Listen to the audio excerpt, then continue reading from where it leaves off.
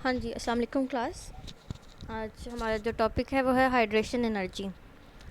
तो hydration energy वो heat energy होती है जो कि अब्जॉर्ब होती है या इवॉल्व होती है जब हम किसी 1 मोल ऑफ गैसियस आयन को डिज़ोल्व करते हैं वाटर के अंदर कि उसको डिल्यूट कर सकें। फॉर एग्ज़ाम्पल आपके पास कोई भी आयन है, उसको आप वाटर के अंदर डिज़ोल्व करोगे कि वो डिल्यूट हो जाए, उसमें पानी की मकदार ज़्यादा हो जाए, एक्वस सोल्यूशन ज़्यादा हो जाए, तो उस केस में जो हीट इवॉल्व होगी या अब्जॉर्ब होगी उसको आप हाइड्रेशन एनर्जी कहोगे। For example 1 mole of gaseous hydrogen ion, 1 मोल आपके पास हाइड्रोजन आयन है, उसको आपने डिज़ोल्व किया वाटर के अंदर, लार्ज अमाउंट ऑफ वाटर है, तो जो हीट जो है वो लिबरेटेड हुई है वो क्या होगी, उसकी हाइड्रेशन एनर्जी होगी। H positive plus H2O।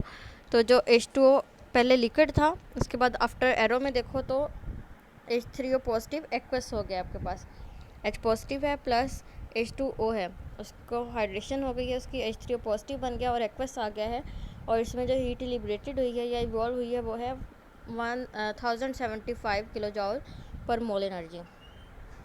Hydration energies of few negative and positive ions are shown in the table. इस टेबल के अंदर उन्होंने कुछ हाइड्रेशन एनर्जीज बताई हैं।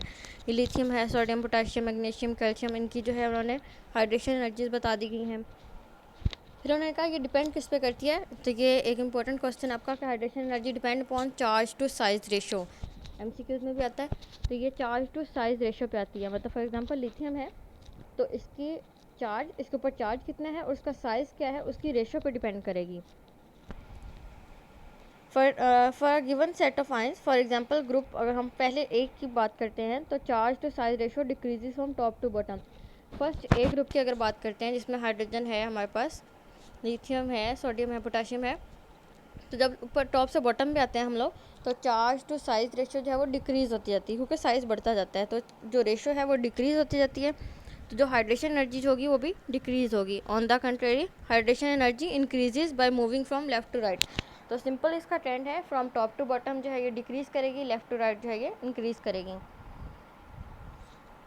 और इसकी रीज़न क्या है पीरियड के अंदर इसकी इंक्रीज़ होने की, as the charge to size ratio जो है वो इंक्रीज़ करेगी। मतलब सिंपल है इसकी ट्रेंड जो है बताना सिंपल है, ये डिपेंड करती है चार्ज टू साइज रेशो पे। From top to bottom charge to size ratio decrease करता है, इसलिए हाइड्रेशन एनर्जी भी डिक्रीज़ करेगी, और from left to right charge size जो है वो इंक्रीज़ करता है, इसलिए हाइड्रेशन एनर्जी भी इंक्रीज़ करेगी। ये छोटा सा टॉपिक है, कोई इसमें कुछ भी मुश्किल नहीं है, इसकी सिर्फ आप लोग डेफिनेशन लिखो, इसकी एग्जांपल लिखो और बता दो कि ये डिपेंड किस पे करती है। मतलब टॉपिक को हेडिंग बना के लिखा करो, हाइड्रेशन एनर्जी, डेफिनेशन आ गई, एग्जांपल आ गई, उसके बाद आप इसका लिख दो ट्रेंड। पहले तो लिखो डिपेंड अपॉन, तो ये डिपेंड करती है चार्ज टू साइज रेशो पे, उसके बाद इसका ट्रेंड लिखो इन ग्रुप। इन ग्रुप में होगा from top to bottom charge to size ratio जो है वो डिक्रीज़ करेगी, that's why hydration energy also decreases. In period, तो पीरियड में क्या होगा, from left to right charge to size ratio increases, that's why hydration energy also increases from left to right in a period. तो ये इसका trend हो जाएगा, ये आपका टॉपिक कवर। हमारे पास जो मेन टॉपिक है आज वो है periodic relationship in compounds. For example halides है, सबसे पहले हमारे पास हेलाइड्स बनते कैसे हैं। आप हेलाइड्स बनाते हो, पहले जो ग्रुप है जो कि फर्स्ट ए ग्रुप है और सेकंड ए ग्रुप का, इसको आप कंबाइन करते हो हेलोजन के साथ। हेलोजन है 7 ग्रुप, तो कोई भी ऐसा कंपाउंड जो हेलोजन के साथ मिलेगा, कोई भी हो, हेलोजन के साथ मिलके वो जो चीज़ बनाएगा वो होगा आपके पास हेलाइड। तो halides are the binary compound, binary होता है जिसमें दो एटम्स हों या दो एलिमेंट्स हों। Halides are the binary compound which halogen form with other elements. Halide जो है वो ऐसे बाइनरी कंपाउंड हैं जो कि हेलोजन बनाते हैं दूसरे एटम्स के साथ या दूसरे एलिमेंट्स के साथ। The physical properties of halides are largely determined by the nature of bonding present in the atom. तो ये इसको जो फिजिकल प्रॉपर्टीज़ हैं हेलाइड्स की वो डिपेंड करती हैं कि उनके दरमियान में बॉन्डिंग कौन सी है। तो मतलब जो उसके साथ हेलोजन के साथ दूसरा एटम जो प्रेजेंट है उनके दरमियान में बॉन्डिंग कौन सी है। ऑन दिस बेसिस हम लोग हेलाइड्स को क्लासीफाई कर सकते हैं 2 क्लासेस में, पहला है आयनिक और दूसरा कोवलेंट में। In between the two there is another class of halide जिसको हम लोग जो है वो ब्रिज कहेंगे या उसको पॉलीमेरिक हेलाइड कहेंगे। तो बेसिकली 3 तरह के हेलाइड्स होते हैं, आयनिक हेलाइड्स होते हैं, कोवलेंट हेलाइड्स होते हैं, और एक ऐसे हेलाइड होते हैं जिसमें आयनिक और कोवलेंट दोनों की प्रॉपर्टीज़ प्रेजेंट होती हैं, उसको हम लोग पॉलीमेरिक हेलाइड्स कहते हैं।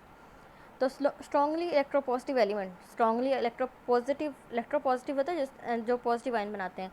तो आपको पता है स्ट्रॉन्गली इलेक्ट्रोपॉजिटिव एलिमेंट पहले दोनों ग्रुप के हैं, फर्स्ट ए और सेकंड ए ग्रुप के हैं। Have greater having greater electronegativity difference with halogen atom. अब जाहिर सी बात है हैलोजन जो है वो लेफ्ट साइड पे है और जो पहले दो ग्रुप हैं वो राइट साइड पे हैं, उन दोनों के दरमियान में जो इलेक्ट्रोनेगेटिविटी का डिफरेंस है वो बहुत ज़्यादा है। तो उन्होंने कहा कि ऐसे एलिमेंट जो कि स्ट्रॉन्गली इलेक्ट्रोपॉजिटिव हैं वो हैलोजन के साथ बहुत ज़्यादा डिफरेंस रखते हैं किसमें, इलेक्ट्रोनेगेटिविटी में, और ये क्या बना देते हैं, आयनिक हैलाइड बना देते हैं। The halides of group first या कंसिडर प्योरली आयनिक कंपाउंड। जो पहला ए ग्रुप है उसके अगर कंपाउंड को देखा जाए, एलिमेंट्स को देखा जाए, जैसे हाइड्रोजन है, लिथियम है, सोडियम है, पोटाशियम है, तो ये जब हाइड्रोजन के साथ कंपाउंड बनाएंगे तो वो प्योरली आयनिक होंगे, विच आर उनके जो है वो हाई मेल्टिंग पॉइंट सॉलिड होंगे, जो आयनिक कंपाउंड होंगे। Such halides have three dimensional lattice consisting of discrete ion। तो ये जो पहला ए है, फर्स्ट एक ग्रुप के एलिमेंट्स हैं, ये प्योरली आयनिक कंपाउंड बनाएंगे हैलोजन के साथ, और ये हाई मेल्टिंग पॉइंट जो होगा सॉलिड्स होंगे। अगर among the pure ionic compound the fluorides have the highest latest energy. मतलब हमने हैलोजन हैलाइड्स बना दिए हैं। हैलाइड्स कैसे बनते हैं, जैसे कि अगर आपने NaCl बना दिया, NaF बना दिया, HCl बना दिया या HF बना दिया, फॉर एग्जांपल आप हाइड्रोजन के साथ उसके जो है वो हैलाइड बना रहे हो हाइड्रोजन के साथ, तो जो हाइड्रोजन के साथ जब हैलाइड बनेंगे वो कौन कौन से बनेंगे, टॉप टू बॉटम शुरू करते हैं हम लोग हैलोजन के साथ। तो पहला फ्लोरीन है तो HF बनेगा, फिर HCl बनेगा, HBr बनेगा और HI बनेगा। अब अगर इन चारों में से देखा जाए तो जो फ्लोराइड का हैलाइड है, मतलब जो फ्लोराइड है HF है, वो जो होगा वो हाईएस्ट लेटेस्ट एनर्जी का होगा, क्योंकि यहाँ पे हाइड्रोजन भी स्मॉल साइज़ है और फ्लोरीन भी स्मॉल साइज़ है। फ्लोरीन जो है वो हैलोजन ग्रुप है, फ्रॉम फ्लोरीन टू आयोडीन जो है वो साइज़ इंक्रीज़ करता है। आपको पता है top to bottom size increase कर रहा होता है, तो क्योंकि फ्लोरीन टॉप पे प्रेजेंट है इसका जो साइज़ होगा वो स्मॉल होगा, इसलिए हाइड्रोजन और फ्लोरीन जो मिलके बनाएंगे वो बहुत ज़्यादा जो है एनर्जेटिक होगा। इसी तरह दस for ionic halides the fluorides have the highest melting and boiling point, क्योंकि उनका जो बॉन्डिंग है बहुत ज़्यादा स्ट्रॉन्ग होगी, वो बहुत ज़्यादा आयनिक होंगे, इसलिए उनके मेल्टिंग और बॉइलिंग पॉइंट बहुत ज़्यादा होंगे। और ये डिक्रीज़ किस तरह से करते हैं कि जो भी जिसके साथ भी आप हैलाइड बना रहे हो तो सबसे टॉप पे जो होगा, जैसे फ्लोराइड के साथ अगर कुछ बन रहा है, फ्लोरीन के साथ जो बन रहा है तो वो हाईएस्ट एनर्जी का होगा, उसके बाद क्लोरीन का, फिर ब्रोमाइड और फिर आयोडाइड। जैसे कि HCl है, फिर HF है, फिर HCl आ गया, फिर HBr आ गया और HI आ गया। अगर Na की बात करते हो तो NaF आ गया, NaCl आ गया, NaBr और NaI। तो कोई भी इधर से आप फर्स्ट ए ग्रुप का एलिमेंट पकड़ते हो, उधर से हैलोजन का एटम पकड़ते हो, तो उनको जब कंबाइन करते हो तो जो फ्लोरीन के साथ कंबाइन हो रहा होता है उनकी एनर्जी जो है वो सबसे ज़्यादा होगी। और रीज़न क्या है, क्योंकि फ्लोरीन का साइज़ स्मॉल है, इधर से जो फर्स्ट ए ग्रुप है उनका साइज़ स्मॉल है, तो वो ज़्यादा आयनिक होंगे। जितना ज़्यादा आयनिक होगा उतना उनका मेल्टिंग और बॉइलिंग पॉइंट ज़्यादा होगा, उतनी उनकी एनर्जी ज़्यादा होगी। ये तो बात हो रही थी हमारे पास मोर या स्ट्रॉन्गली इलेक्ट्रोपॉजिटिव एलिमेंट्स की। यहाँ पे उन्होंने कहा लेस इलेक्ट्रोपॉजिटिव एलिमेंट्स, और वो कौन से हैं, ये बेरिलियम है, गैलियम और aluminium from polymeric halides having purely partially ionic bonding with layer of chain lattice. अच्छा, अब ये जो लेस इलेक्ट्रोपॉजिटिव हो, तो प्योरली जो स्ट्रॉन्गली इलेक्ट्रोपॉजिटिव थे अब ये लेस इलेक्ट्रोपॉजिटिव हैं, और ये 3 एग्जांपल भी दे दी। और ये MCQs में पूछा जाता है कि कौन से जो है वो पॉलीमेरिक कंपाउंड बनाएंगे, पॉलीमेरिक या हैलाइड बनाएंगे, और वो कौन कौन से हैं, ये हैं आपके पास 3, बेरिलियम, गैलियम और एल्यूमिनियम। ये 3 जो है वो पॉलीमेरिक हैलाइड बनाएंगे। The lattice of silicon chloride SiCl4 consists of discrete molecules which are highly polar. The bond in PCl5 and S2Cl2 are less polar than those of SiCl4. On moving across the periodic table, जब हम left to right जाते हैं तो electronegativity का difference जो है वो कम होता जाता है। जैसे हमने बताया कि जो पहला और सेकंड ग्रुप है उसका जो हैलोजन के साथ इलेक्ट्रोनेगेटिविटी का डिफरेंस है वो बहुत ज़्यादा है, लेकिन जैसे जैसे हम फ्रॉम लेफ्ट टू राइट जाते जाएंगे तो वो जो इलेक्ट्रोनेगेटिविटी का डिफरेंस है वो क्या होगा, कम होता जाएगा। The gradual change in bond type and melting point of chlorides on moving across the period 3 और द, ये उन्होंने 1.3 टेबल जो है यहाँ पे वो आपका उन्होंने बता दिया है। थर्ड पीरियड उन्होंने शो किया हुआ है यहाँ पे। जैसे जैसे आप जो है वो लेफ़्ट टू राइट जाओगे, फॉर एग्जांपल सबसे पहले सोडियम है, फिर मैग्नीशियम, एल्यूमिनियम, सिलिकॉन, फॉस्फोरस और सल्फर आ गया। आप पीरियोडिक टेबल देखो, थर्ड पीरियड यही वाला है, तो उसमें उन्होंने दिखाया जो पहले NaCl है वो तो प्योरली आयनिक है, ये आपको पता है। पहला ए ग्रुप प्लस जो है वो थर्ड हैलोजन का जो है वो प्योरली आयनिक होता है। Mg के बाद उसके बाद थोड़ा सा के बाद मतलब आयनिक आ गया, पार्शली आयनिक है। एल्यूमिनियम का है तो वो भी पार्शली आयनिक है, मतलब पॉलीमेरिक हैलाइड है ये। लेकिन जब हम सिलिकॉन, फॉस्फोरस और सल्फ़र पे जाते हैं तो इधर क्या होगा कि वो पार्शली कोवलेंट होंगे, उनमें कोवलेंट का करैक्टर आता जाएगा। तो जैसे जैसे हम लेफ़्ट टू राइट जाते जाते हैं तो उसमें क्या होता जाता है, जो पीरियड में जा रहे होते हैं हम, उसमें क्या होता जाता है कि उसमें जब हम लेफ़्ट टू राइट जाते जाते हैं तो उनका इलेक्ट्रोनेगेटिविटी डिफरेंस जो है वो कम होता जाता है, उनका जो बॉन्ड है वो आयनिक से कोवलेंट में शिफ्ट होता जाता है। तो पहला जो यहाँ पे एक्सट्रीम लेफ्ट साइड पे फर्स्ट और सेकंड ग्रुप है, उसमें जो क्योंकि है हमारे पास जो मेटल्स हैं, अल्कली मेटल और अल्कलाइन अर्थ मेटल्स, वो हेलोजन के साथ प्योरली आयनिक कंपाउंड बनाते हैं। उसके बाद जब हम जैसे जैसे लेफ़्ट से राइट पे जाते जाते हैं तो वो आयनिक से कोवलेंट में ट्रांसफ़र होता जाता है। As the intermolecular forces in covalent halide molecules are weak, मतलब अगर हम आयनिक कंपाउंड के या आयनिक हैलाइड की बात करें तो कोवलेंट हैलाइड में जो इंटरमोलिकुलर फोर्सेज हैं वो वीक होंगी, क्योंकि वो वैन डर वाल्स फोर्सेज हैं और वो गैसेस, लिक्विड और लो मेल्टिंग बॉइलिंग पॉइंट में प्रेजेंट होती हैं। तो जैसे हमें पता है कि ये जो फोर्सेस हैं कोवलेंट हैलाइड में, ये आयनिक हैलाइड की निस्बत जो है वो कम होती हैं, क्योंकि ये वैन डर वाल्स फोर्सेज होती हैं। ये डिपेंड कर रही होती हैं साइज़ पे और पोलराइजेबिलिटी ऑफ हाइड्रोजन एटम पे।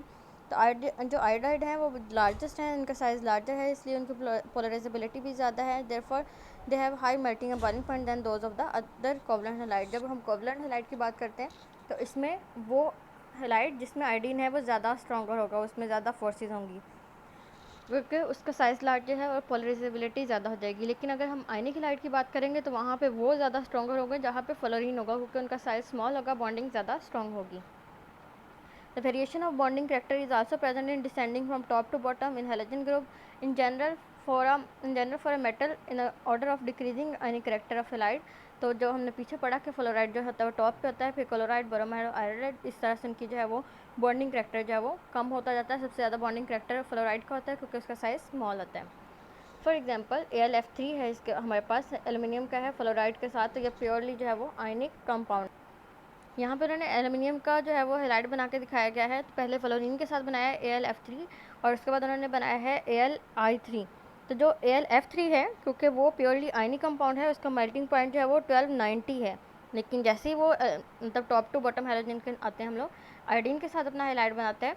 जैसे कि हमने पहले पढ़ा कि जो फ्लोराइड के साथ हैलोजन बनेगा हमारे पास या हैलाइड बनेगा, वो ज़्यादा स्ट्रॉन्गर होगा, उसकी एनर्जी ज़्यादा होगी, उसका मेल्टिंग एंड बॉइलिंग पॉइंट होगा। तो यही यहाँ पे एग्जांपल में भी है, आप एग्जांपल दे सकते हो।